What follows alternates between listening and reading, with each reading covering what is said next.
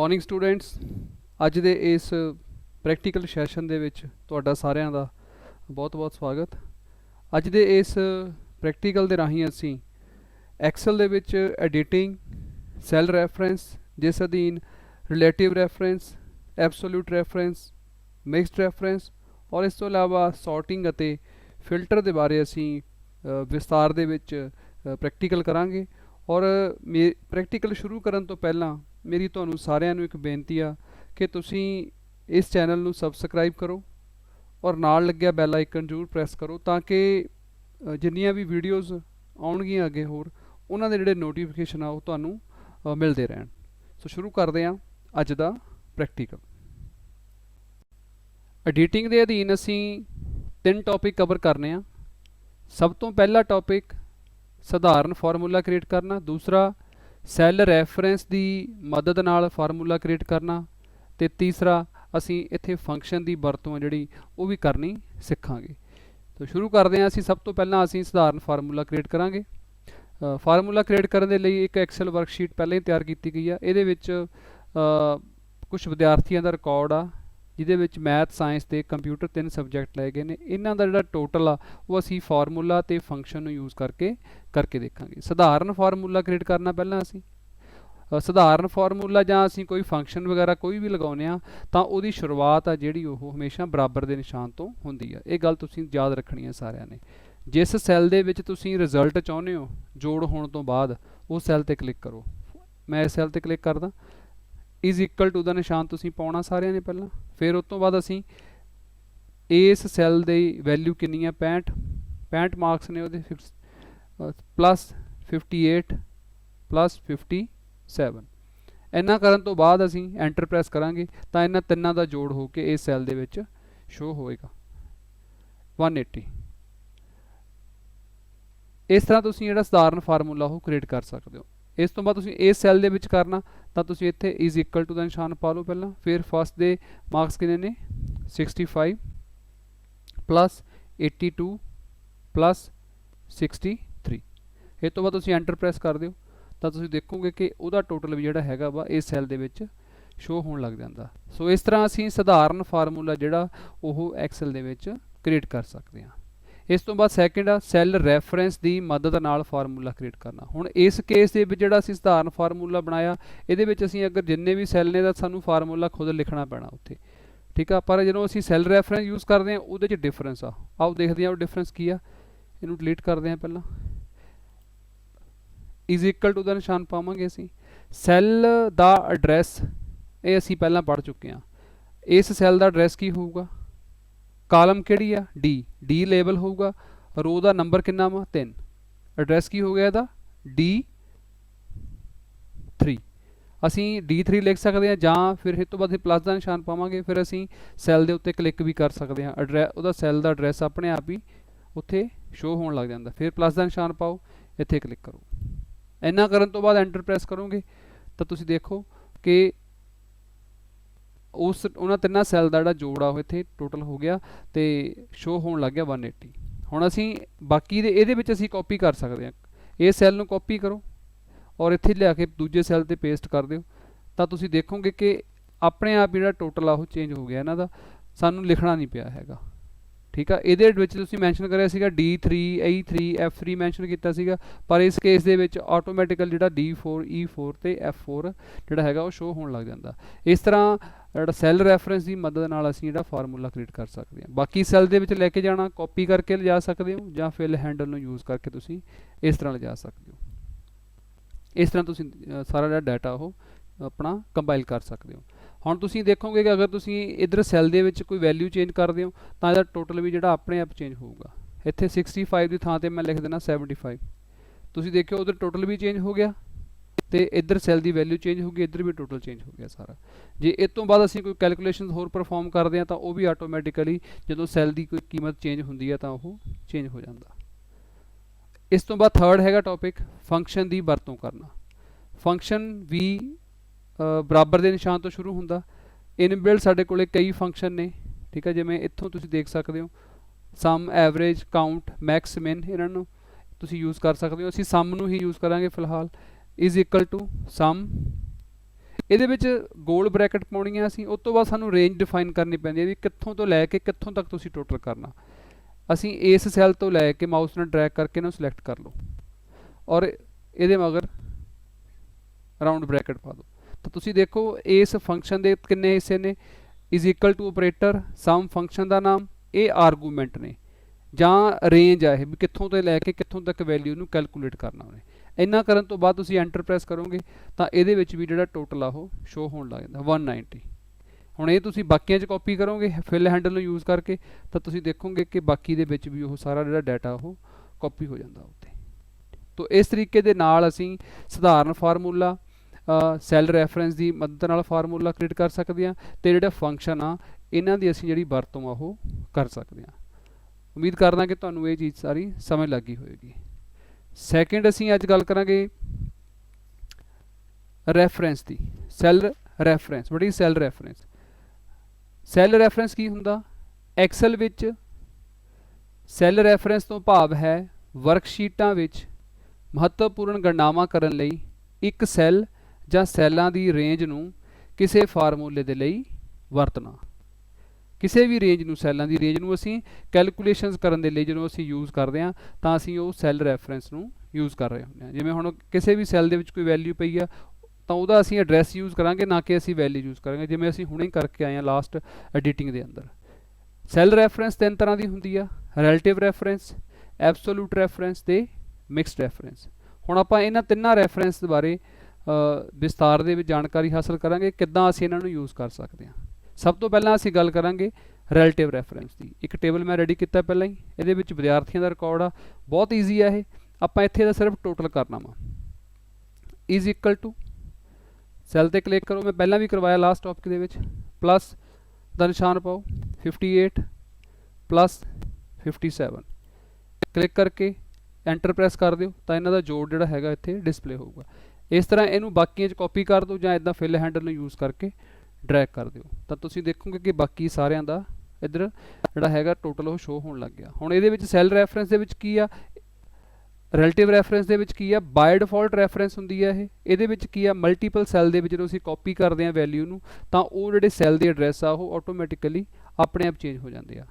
ਜਿਵੇਂ ਹੁਣ ਇਸ ਪਹਿਲੇ ਸੈੱਲ ਦੇ ਵਿੱਚ D3 E3 F3 ਅਸੀਂ ਖੁਦ ਲਿਖਿਆ ਸੀਗਾ, ਪਰ ਇੱਥੇ ਅਸੀਂ ਨਹੀਂ ਲਿਖਿਆ, ਅਸੀਂ ਕਾਪੀ ਕਰਤਾ ਜਾਂ ਡਰੈਗ ਫਿਲ ਹੈਂਡਲ ਨੂੰ ਯੂਜ਼ ਕਰਕੇ ਅਸੀਂ ਡਰੈਗ ਕਰ ਲਿਆ। ਤਾਂ ਤੁਸੀਂ ਦੇਖਦੇ ਹੋ ਕਿ ਇਹਦੇ ਵਿੱਚ ਬਾਕੀ ਸੈੱਲ ਦੇ ਐਡਰੈਸ ਨੇ ਜਿਹੜੇ ਕੋਰਸਪੋਂਡਿੰਗਲੀ ਆਪਣੇ ਆਪ ਹੀ ਜਿਹੜੇ ਉਹ ਚੇਂਜ ਹੋ ਜਾਂਦੇ ਆ। ਇਸੇ ਤਰ੍ਹਾਂ ਇਹਦਾ D5 ਹੋ ਗਿਆ, D6 ਹੋ ਗਿਆ, ਇਹਦਾ D7 ਹੋ ਗਿਆ। This is relative reference.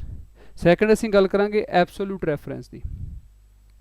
Absolute reference ਦੀ ਮਦਦ ਦੇ ਨਾਲ ਅਸੀਂ ਕਿਸੇ ਜਿਹੜੇ ਸੈੱਲ ਆ ਉਹਦਾ ਜਿਹੜਾ ਐਡਰੈਸ ਆ ਉਹਨੂੰ ਅਸੀਂ ਕੌਂਸਟੈਂਟ ਕਰ ਸਕਦੇ ਹਾਂ, ਸਟਿਲ ਕਰ ਸਕਦੇ ਹਾਂ। ਬਾਕੀ ਅਸੀਂ ਜਿਹੜੇ ਸੈੱਲ ਆ ਉਹ ਰੇਂਜ ਦੇ ਅਕੋਰਡਿੰਗਲੀ ਯੂਜ਼ ਕਰਾਂਗੇ। ਠੀਕ ਆ, ਜਿਵੇਂ ਹੁਣ ਇਹ ਮੈਂ ਇੱਕ ਟੇਬਲ ਰੈਡੀ ਕੀਤਾ ਐਬਸੋਲੂਟ ਰੈਫਰੈਂਸ ਦੇ ਲਈ। ਇਹਦੇ ਵਿੱਚ ਹੁਣ ਕੀ ਆ, ਅਸੀਂ ਇੱਥੇ ਪਰਸੈਂਟੇਜ ਕੱਢਣੀ ਆ। ਠੀਕ ਆ, ਤਾਂ ਉਹਦੇ ਲਈ ਅਸੀਂ ਇਜ਼ ਇਕੁਅਲ ਟੂ ਫਾਰਮੂਲਾ ਸਾਨੂੰ ਪਤਾ, ਇਜ਼ ਇਕੁਅਲ ਟੂ ਜਿਹੜਾ ਸੈੱਲ ਜਿਹੜੀ ਵੈਲਿਊ ਅਸੀਂ ਲੈਣੀ ਆ ਉਹ ਵੈਲਿਊ ਡਿਵਾਈਡ ਦਾ ਨਿਸ਼ਾਨ ਪਾ ਦਿਓ ਇੱਥੇ, divide by this one, enter press ਕਰ ਦਿਓ। ਤੁਸੀਂ ਦੇਖੋਗੇ ਕੀ ਆ ਗਿਆ ਉੱਥੇ 57। ਹੁਣ ਤੁਸੀਂ ਇਹਨੂੰ ਬਾਕੀਆਂ ਦੇ ਸੈੱਲ ਦੇ ਵਿੱਚ ਕਾਪੀ ਕਰੋਗੇ ਤੇ ਤੁਸੀਂ ਦੇਖੋਗੇ ਕਿ ਡਿਫਰੈਂਸ ਆਊਗਾ। ਕਿਉਂ? ਕਿਉਂਕਿ ਇਹਦੇ ਵਿੱਚ ਵੈਲਿਊ ਪ੍ਰੋਪਰ ਕਾਪੀ ਨਹੀਂ ਹੋਈ, ਇਸ ਕਰਕੇ ਅਸੀਂ ਐਬਸੋਲੂਟ ਰੈਫਰੈਂਸ ਹੁਣ ਇੱਥੇ ਅਪਲਾਈ ਕਰਾਂਗੇ ਤੇ ਫਿਰ ਇਹ ਠੀਕ ਹੋਊਗਾ। ਹੁਣ ਅਸੀਂ ਦੇਖਦੇ ਹਾਂ ਵੀ ਡਿਫਰੈਂਸ ਕਿੱਥੇ ਆ। ਇੱਥੇ ਕਲਿੱਕ ਕਰੋ ਤਾਂ ਤੁਸੀਂ ਦੇਖੋ ਵੀ ਇੱਥੇ ਸ਼ੋ ਫਾਰਮੂਲਾ ਤੇ ਕਲਿੱਕ ਕਰਕੇ ਦੇਖੋ ਵੀ ਇਹ ਕੀ ਸ਼ੋ ਕਰ ਰਿਹਾ ਇੱਥੇ, B4 divide by B5, B5 divide by B4, B6 divide by B। ਤੁਸੀਂ ਦੇਖੋ ਵੀ ਇੱਕ ਸੈੱਲ ਬੈਕ ਤੇ ਚਲਿਆ ਗਿਆ ਉਹ। ਠੀਕ, ਤਾਂ ਇੱਥੇ ਦਿੱਕਤ ਨੂੰ ਦੂਰ ਕਰਨ ਦੇ ਲਈ ਸਾਨੂੰ ਕੈਲਕੂਲੇਸ਼ਨ ਦੇ ਵਿੱਚ ਚੇਂਜ ਕਰਨੀ ਪੈਣੀ ਆ। ਤਾਂ ਐਡਰੈਸ ਬਾਰ ਦੇ ਵਿੱਚ ਜਾਓ ਜਾਂ ਇੱਥੇ ਡਬਲ ਕਲਿੱਕ ਕਰੋ, ਇਹਨੂੰ ਤੁਸੀਂ ਇਹਦੇ ਮੂਹਰੇ ਦੋਨਾਂ ਦੇ ਮੂਹਰੇ ਡਾਲਰ ਸਾਈਨ ਪਾ ਦਿਓ। ਕਿਉਂ? ਕਿਉਂਕਿ ਅਸੀਂ ਇਹਨੂੰ ਕੌਂਸਟੈਂਟ ਕਰਨਾ, 100 ਨੂੰ ਅਸੀਂ ਕੌਂਸਟੈਂਟ ਕਰਾਂਗੇ। ਹੁਣ ਤੁਸੀਂ ਐਂਟਰ ਪ੍ਰੈਸ ਕਰੋ ਤੇ ਇਸ ਤੋਂ ਬਾਅਦ ਤੁਸੀਂ ਇਹਨੂੰ ਫਿਲ ਹੈਂਡਲ ਯੂਜ਼ ਕਰਕੇ ਡਰੈਗ ਕਰ ਦਿਓ ਤਾਂ ਤੁਸੀਂ ਦੇਖੋਗੇ ਕਿ ਹੁਣ ਸਾਰਾ ਕੁਝ ਜਿਹੜਾ ਹੈਗਾ ਉਹ ਸਹੀ ਹੋ ਗਿਆ। 100 ਦੇ ਵਿੱਚੋਂ 57 ਮਾਰਕਸ ਮੀਨਸ 57%, 63 ਮੀਨਸ 63%, 74 ਮੀਨਸ 74%। ਪਰ ਜਦੋਂ ਅਸੀਂ ਪਹਿਲਾਂ ਕੈਲਕੂਲੇਸ਼ਨ ਕੀਤੀ ਸੀ ਉਹ ਇੱਥੇ 111 ਆ ਗਿਆ ਸੀਗਾ ਜਾਂ ਹੋਰ ਵੈਲਿਊ ਸੀਗੀਆਂ, ਉਹ ਠੀਕ ਨਹੀਂ ਸੀਗਾ। ਉਹ ਕਿਉਂ ਠੀਕ ਨਹੀਂ ਸੀ, ਕਿਉਂਕਿ ਉਹਦੀ ਇਸ ਸੈੱਲ ਦੀ ਜਿਹੜੀ ਵੈਲਿਊ ਆ, ਇਸ ਸੈੱਲ ਦੀ ਵੈਲਿਊ ਉਹ ਜਿਹੜੀ ਹੈਗੀ ਆ ਉਹ ਕੌਨਸਟੈਂਟ ਨਹੀਂ ਸੀਗੀ, ਉਹ ਕੋਰਸਪੋਂਡਿੰਗਲੀ ਚੇਂਜ ਹੋ ਜਾਂਦੀ ਸੀ ਜਿੱਦਾਂ ਅਸੀਂ ਉਹਨੂੰ ਕਾਪੀ ਕੀਤਾ। ਸੋ ਇਸ ਕਰਕੇ ਅਸੀਂ ਐਬਸੋਲੂਟ ਰੈਫਰੈਂਸ ਨੂੰ ਆਪਣੇ ਕੰਮ ਦੇ ਲਈ ਯੂਜ਼ ਕਰਦੇ ਹਾਂ। ਇਹਦੇ ਵਿੱਚ ਅਸੀਂ ਕਿਸੇ ਸੈੱਲ ਦੇ ਵੈਲਿਊ ਨੂੰ ਅਸੀਂ ਜਾਂ ਸੈੱਲ ਐਡਰੈਸ ਨੂੰ ਅਸੀਂ ਕੌਨਸਟੈਂਟ ਕਰ ਲੈਂਦੇ ਹਾਂ। Third one is mixed reference. Mixed reference ਦੇ ਵਿੱਚ ਮੈਂ ਇੱਕ ਟੇਬਲ ਬਣਾਇਆ, ਇਹਦੇ ਅੰਦਰ ਅਸੀਂ ਇੱਕ ਮਲਟੀਪਲੀਕੇਸ਼ਨ ਦਾ ਟੇਬਲ ਬਣਾਵਾਂਗੇ ਜਿਹਦੇ ਵਿੱਚ ਅਸੀਂ 10 ਦੇ ਨਾਲ ਅਸੀਂ 5 ਤੱਕ ਅਸੀਂ ਇਹਨੂੰ ਕੈਲਕੂਲੇਟ ਕਰਾਂਗੇ। 10 into 1 is equal to 10, 10 into 2 is equal to 20, ਇਸ ਤਰ੍ਹਾਂ ਹੋਣਾ ਚਾਹੀਦਾ। ਇਸ ਤਰ੍ਹਾਂ ਅਸੀਂ ਜੋ ਲਾਸਟ ਇਸ ਸੈੱਲ ਦੇ ਵਿੱਚ ਆਵਾਂਗੇ 50 ਗੁਣਾ 5 ਸਾਡੇ ਕੋਲੇ 250 ਯਾਨੀ ਕਿ 250 ਹੋਣਾ ਚਾਹੀਦਾ, ਠੀਕ ਆ। ਤਾਂ ਅਸੀਂ ਕੈਲਕੂਲੇਸ਼ਨ ਪਰਫਾਰਮ ਕਰਨੀ ਆ, ਕੀ ਕਰਾਂਗੇ ਅਸੀਂ is equal to ਆਹ ਸੈੱਲ, ਫਿਰ ਮਲਟੀਪਲਾਈ ਦਾ ਨਿਸ਼ਾਨ ਪਾਵਾਂਗੇ ਅਸੀਂ, ਉਸ ਤੋਂ ਬਾਅਦ 1 ਐਂਟਰ ਪ੍ਰੈਸ ਕਰ ਦਿਓ, ਠੀਕ। ਇਸ ਤੋਂ ਬਾਅਦ ਇਹਦੇ ਅੰਦਰ ਅਸੀਂ ਇਹਨੂੰ ਹੁਣ ਡਰੈਗ ਕਰਕੇ ਹੇਠਾਂ ਕਾਪੀ ਕਰ ਦਾਂਗੇ ਤਾਂ ਤੁਸੀਂ ਦੇਖਾਂਗੇ ਕਿ ਸਾਡਾ ਰਿਜ਼ਲਟ ਆ ਜਿਹੜਾ ਉਹ ਸਹੀ ਨਹੀਂ ਆਇਆ। ਅਸੀਂ ਇੱਧਰ ਨੂੰ ਵੀ ਕਰਕੇ ਦੇਖਦੇ ਹਾਂ, ਇੱਧਰ ਨੂੰ ਵੀ ਸਾਡਾ ਜਿਹੜਾ ਰਿਜ਼ਲਟ ਆ ਉਹ ਸਹੀ ਨਹੀਂ ਆ ਰਿਹਾ। ਜੇ ਅਸੀਂ ਸਾਰੇ ਹੇਠਾਂ ਨੂੰ ਕਾਪੀ ਕਰ ਦਈਏ ਤਾਂ ਵੀ ਅਸੀਂ ਦੇਖਦੇ ਹਾਂ ਕਿ ਸਾਡੀ ਜਿਹੜੀ ਕੈਲਕੂਲੇਸ਼ਨ ਆ ਉਹ ਬਹੁਤ ਵੱਡੀ ਚਲੇਗੀ, ਜਦ ਕਿ ਅਸੀਂ ਜਦੋਂ 10 ਨੂੰ 10 ਨਾ ਕਰੀਏ 10 ਨੂੰ ਜਦੋਂ 2 ਨਾ ਕਰੀਏ ਤਾਂ 20, ਇੱਥੇ ਜਦੋਂ ਅਸੀਂ 20 ਨੂੰ 1 ਨਾ ਕਰੀਏ ਤਾਂ 20 ਆਉਣਾ ਚਾਹੀਦਾ, 30 ਨੂੰ 1 ਨਾ ਕਰੀਏ 30 ਆਉਣਾ ਚਾਹੀਦਾ। ਇਸ ਤਰ੍ਹਾਂ ਸਾਡੀ ਵੈਲਿਊ ਨਹੀਂ ਆ ਰਹੀ, ਠੀਕ। ਤਾਂ ਇੱਥੇ ਅਸੀਂ ਮਿਕਸਡ ਰੈਫਰੈਂਸ ਨੂੰ ਯੂਜ਼ ਕਰਾਂਗੇ। ਹੁਣ ਮਿਕਸਡ ਕਿਵੇਂ ਯੂਜ਼ ਕਰਾਂਗੇ ਉਹ ਦੇਖਣਾ ਆਪਾਂ। ਹੁਣ ਅਸੀਂ ਇਸ ਸੈੱਲ ਨੂੰ ਲੈ ਰਹੇ ਹਾਂ, ਇਸ ਰੋ ਨੂੰ ਲੈ ਰਹੇ ਹਾਂ ਅਸੀਂ B ਨੂੰ, ਇੱਧਰ ਅਸੀਂ ਇਸ ਕਾਲਮ ਨੂੰ ਲੈ ਰਹੇ ਹਾਂ ਅਸੀਂ B ਨੂੰ, ਔਰ ਇੱਧਰੋਂ ਅਸੀਂ ਇਸ ਰੋ ਨੂੰ ਲੈ ਰਹੇ ਹਾਂ। ਰੋ ਨੰਬਰ ਕੀ ਆ 4, ਠੀਕ, ਤੇ ਕਾਲਮ ਕੀ ਆ ਸਾਡਾ ਇੱਥੇ B। ਇਸ ਕਰਕੇ ਅਸੀਂ ਦੇਖਾਂਗੇ ਵੀ ਸਾਡੀ ਕਿਹੜੀ ਸਟਿਲ ਰਹਿ ਰਹੀ ਆ। ਇਹਦੇ ਵਿੱਚ ਅਸੀਂ ਕਲਿੱਕ ਕਰਾਂਗੇ ਤਾਂ ਸਾਡੀ ਇਹਦੇ ਵਿੱਚ ਅਸੀਂ ਕਾਲਮ ਸਾਡਾ ਸੇਮ ਰਹਿ ਰਿਹਾ, ਤਾਂ ਕਾਲਮ ਸਾਡਾ ਚੇਂਜ ਨਹੀਂ ਹੋਣਾ ਚਾਹੀਦਾ। ਇਸ ਕਰਕੇ ਅਸੀਂ ਇਹਦੇ ਮੂਹਰੇ B ਪਾ ਦਾਂਗੇ। ਇੱਧਰਲੇ ਪਾਸੇ ਸਾਡੀ ਜਿਹੜੀ ਰੋ ਆ ਉਹ ਸੇਮ ਰਹਿ ਰਹੀ ਆ, ਬਦਲ ਨਹੀਂ ਰਹੀ, ਇੱਥੇ ਅਸੀਂ $ਸਾਈਨ ਪਾ ਦਾਂਗੇ 4 ਦੇ ਮੂਹਰੇ। ਇਸ ਤਰ੍ਹਾਂ ਇੰਨਾ ਚੇਂਜ ਕਰਕੇ ਐਂਟਰ ਪ੍ਰੈਸ ਕਰੋ ਤੇ ਹੁਣ ਇਹਨੂੰ ਕਾਪੀ ਕਰੋ ਹੇਠਾਂ ਨੂੰ, ਡਰੈਗ ਕਰੋ ਫਿਲ ਹੈਂਡਲ ਯੂਜ਼ ਕਰਕੇ, ਤਾਂ ਤੁਸੀਂ ਦੇਖੋਗੇ ਕਿ ਜਿਹੜੀਆਂ ਵੈਲਿਊਜ਼ ਉਹ ਚੇਂਜ ਹੋ ਗਈਆਂ। ਹੁਣ ਇਸ ਤਰ੍ਹਾਂ ਇਹਨੂੰ ਇੱਧਰ ਨੂੰ ਵੀ ਕਾਪੀ ਕਰ ਦਿਓ ਤਾਂ ਜਿਹੜੀਆਂ ਵੈਲਿਊਜ਼ ਨੇ ਉਹ ਚੇਂਜ ਹੋ ਜਾਣਗੀਆਂ। ਜੇ ਅਸੀਂ ਹੇਠਾਂ ਨੂੰ ਕਾਪੀ ਕਰ ਦਈਏ ਦੈਨ ਸਾਡਾ ਜਿਹੜਾ ਸੋਲਿਊਸ਼ਨ ਆ ਉਹ ਜੋ ਅਸੀਂ ਚਾਹੁੰਦੇ ਹਾਂ ਉਹ ਮਿਲ ਗਿਆ। ਤਾਂ ਦਿਸ ਇਜ਼ ਮਿਕਸਡ ਰੈਫਰੈਂਸ। ਇਹਦੇ ਵਿੱਚ ਸਾਨੂੰ ਕਾਲਮ, ਕਿਸੇ ਇੱਕ ਕਾਲਮ ਨੂੰ ਜਾਂ ਕਿਸੇ ਇੱਕ ਰੋ ਨੂੰ ਸਾਨੂੰ ਉੱਥੇ ਕੌਨਸਟੈਂਟ ਕਰਨਾ ਪੈਂਦਾ ਤੇ ਬਾਕੀ ਨੂੰ ਅਸੀਂ ਯੂਜ਼ ਕਰਦੇ ਹਾਂ। This is mixed reference. Hop ਕਿ ਤੁਹਾਨੂੰ ਰੈਫਰੈਂਸ ਦੇ ਤਿੰਨੋਂ ਪਾਰਟ ਨੇ ਜਿਹੜੇ ਉਹ ਚੰਗੀ ਤਰ੍ਹਾਂ ਸਮਝ ਲੱਗ ਗਏ ਹੋਣਗੇ। Next is sorting. ਸੌਰਟਿੰਗ ਤੋਂ ਭਾਵ ਹੈ ਐਕਸਲ ਵਿੱਚ ਟਾਈਪ ਕੀਤੇ ਹੋਏ ਡਾਟਾ ਨੂੰ ਆਪਣੀ ਜ਼ਰੂਰਤ ਅਨੁਸਾਰ ਕ੍ਰਮ ਵਿੱਚ ਕਰਨਾ। ਸੌਰਟਿੰਗ ਕੀ ਆ? ਐਕਸਲ ਵਿੱਚ ਟਾਈਪ ਕੀਤੇ ਹੋਏ ਡਾਟਾ ਨੂੰ ਆਪਣੀ ਜ਼ਰੂਰਤ ਅਨੁਸਾਰ ਕ੍ਰਮ ਦੇ ਵਿੱਚ ਕਰਨਾ। ਉਹ ਕ੍ਰਮ ਕੀ ਹੋ ਸਕਦਾ? ਜੇਕਰ ਅਸੀਂ ਨੰਬਰ ਨੂੰ ਯੂਜ਼ ਕਰ ਰਹੇ ਹਾਂ ਤਾਂ ਉਹਨੂੰ ਅਸੀਂ ਚੜ੍ਹਦੇ ਜਾਂ ਲਹਿੰਦੇ ਕ੍ਰਮ ਦੇ ਵਿੱਚ ਲਿਖਣਾ, ਔਰ ਜੇ ਅਸੀਂ ਅਲਫਾਬੈਟ ਨੂੰ ਯੂਜ਼ ਕਰ ਰਹੇ ਹਾਂ ਤਾਂ ਅਸੀਂ ਉਹਨੂੰ ਇੰਗਲਿਸ਼ ਦੇ ਵਿੱਚ A to Z ਔਰ Z to A ਜਿਹੜਾ ਹੈਗਾ ਉਹਨੂੰ ਸੌਰਟ ਕਰ ਸਕਦੇ ਹੋਈਏ, ਉਹਨੂੰ ਅਸੀਂ ਸੌਰਟਿੰਗ ਕਹਿੰਦੇ ਹਾਂ। ਠੀਕ ਹੈ, ਇਹ ਟੇਬਲ ਬਣਾਇਆ ਹੋਇਆ, ਇਹਦੇ ਵਿੱਚ ਮੈਂ ਹੁਣ ਸੌਰਟਿੰਗ ਕਰਨੀ ਹੈ। ਪਹਿਲਾਂ ਮੈਂ ਇਸ ਕਾਲਮ ਦੀ ਸੌਰਟਿੰਗ ਕਰਨੀ, ਜਿਹੜੀ ਕਾਲਮ ਦੀ ਸੌਰਟਿੰਗ ਕਰਨੀ ਹੈ ਉੱਥੇ ਕਲਿੱਕ ਕਰੋ। ਜਿਵੇਂ ਇਸ ਦੇ ਕਰਨੀ ਹੈ ਮੈਂ ਤੇ ਕਲਿੱਕ ਕਰ ਦਿੰਦਾ ਜਾਂ ਇਹਨੂੰ ਸਿਲੈਕਟ ਕਰ ਲਓ। ਇਸ ਤੋਂ ਬਾਅਦ ਡਾਟਾ ਤੇ ਕਲਿੱਕ ਕਰੋ, A to Z ਕਰ ਦਿਓ, ਓਕੇ ਕਰ ਦਿਓ। ਸੌਰਟ ਕਰੋਗੇ ਤਾਂ ਤੁਸੀਂ ਦੇਖੋਗੇ ਕਿ A B K ਜੋ ਵੀ ਹੈਗਾ ਅਲਫਾਬੈਟੀਕਲ ਦੇ ਅਕੋਰਡਿੰਗਲੀ ਸਾਰੇ ਡਾਟਾ ਜਿਹੜਾ ਹੈਗਾ ਉਹ ਸ਼ੋ ਹੋਣ ਲੱਗ ਗਿਆ। ਅੰਕਿਤ, ਬਬੀਤਾ ਜੋ ਵੀ ਹੈਗਾ, ਠੀਕ ਆ। ਅਗਰ ਅਸੀਂ ਅੰਕਾਂ ਦੇ ਹਿਸਾਬ ਨਾਲ ਇਹਨੂੰ ਸੌਰਟ ਕਰਨਾ ਤਾਂ ਫਿਰ ਤੁਸੀਂ ਰੋਲ ਨੰਬਰ ਵਾਈਜ਼ ਇਹਨੂੰ ਸੌਰਟ ਕਰ ਸਕਦੇ ਹੋ। ਸਿਲੈਕਟ ਕਰੋ ਔਰ ਇਹਨੂੰ ਤੁਸੀਂ ਓਕੇ ਕਰ ਦਿਓ। ਸੌਰਟ ਤੇ ਕਲਿੱਕ ਕਰੋਗੇ ਤਾਂ ਤੁਸੀਂ ਦੇਖੋਗੇ ਕਿ ਈਜ਼ੀਲੀ ਇਹ ਸੌਰਟ ਹੋ ਗਿਆ। ਇਹ ਸੌਰਟਿੰਗ ਹੈ। ਸੌਰਟਿੰਗ ਤੁਸੀਂ ਇਸ ਤਰ੍ਹਾਂ ਅਲਫਾਬੈਟੀਕਲੀ ਆਰਡਰ ਦੇ ਵਿੱਚ ਔਰ ਤੁਸੀਂ ਨੰਬਰਾਂ ਦੇ ਅਕੋਰਡਿੰਗਲੀ ਜਿਹੜੀ ਸੌਰਟਿੰਗ ਆ ਉਹ ਕਰ ਸਕਦੇ ਹੋ। ਨੈਕਸਟ ਟੌਪਿਕ ਸਾਡਾ ਇਹਦੇ ਵਿੱਚ ਫਿਲਟਰ। ਫਿਲਟਰ ਤੋਂ ਭਾਵ ਹੈ ਐਕਸਲ ਵਿੱਚ ਟਾਈਪ ਕੀਤੀ ਹੋਈ ਲਿਸਟ ਵਿੱਚੋਂ ਇੱਕ ਖਾਸ ਸੂਚਨਾ ਨੂੰ ਲੱਭਣਾ।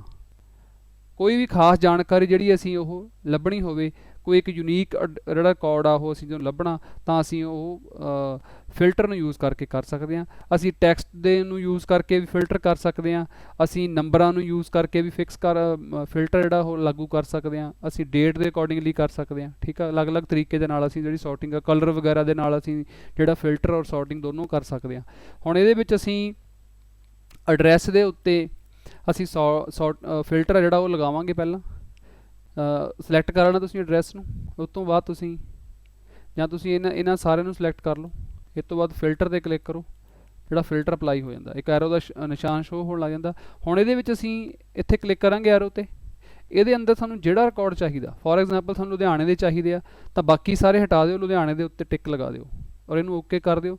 ਤਾਂ ਤੁਸੀਂ ਦੇਖੋਗੇ ਕਿ ਲੁਧਿਆਣੇ ਦੇ ਜਿਹੜੇ ਰਿਕਾਰਡ ਨੇ ਉਹ ਤੁਹਾਡੇ ਸਾਹਮਣੇ ਸਾਰੇ ਸ਼ੋ ਹੋਣ ਲੱਗ ਜਾਣਗੇ।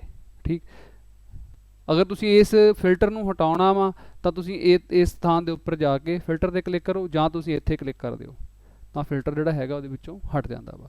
ਦੁਬਾਰਾ ਫਿਲਟਰ ਲਗਾ ਕੇ ਦੇਖੋ, ਇੱਕ ਵਾਰ ਸਿਲੈਕਟ ਕਰੋ ਇਹਨਾਂ ਨੂੰ, ਫਿਲਟਰ 'ਤੇ ਕਲਿੱਕ ਕਰੋ, ਫਿਲਟਰ ਲੱਗ ਗਿਆ। ਹੁਣ ਅਸੀਂ ਕਲਾਸ ਵਾਈਜ਼ ਰਿਕਾਰਡ ਦੇਖ ਲੈਂਦੇ ਹਾਂ ਇੱਥੋਂ ਕਿ ਵੀ ਸਾਨੂੰ 6th ਕਲਾਸ ਦਾ ਰਿਕਾਰਡ ਸ਼ੋ ਹੋਵੇ, ਬਾਕੀਆਂ ਦਾ ਨਾ ਸ਼ੋ ਹੋਵੇ। ਤਾਂ ਸਾਰਿਆਂ ਦੇ ਟਿਕ ਹਟਾਓ, ਇੱਕ ਵਾਰੀ 6 'ਤੇ ਲਗਾ ਦਿਓ, ਓਕੇ ਕਰ ਦਿਓ।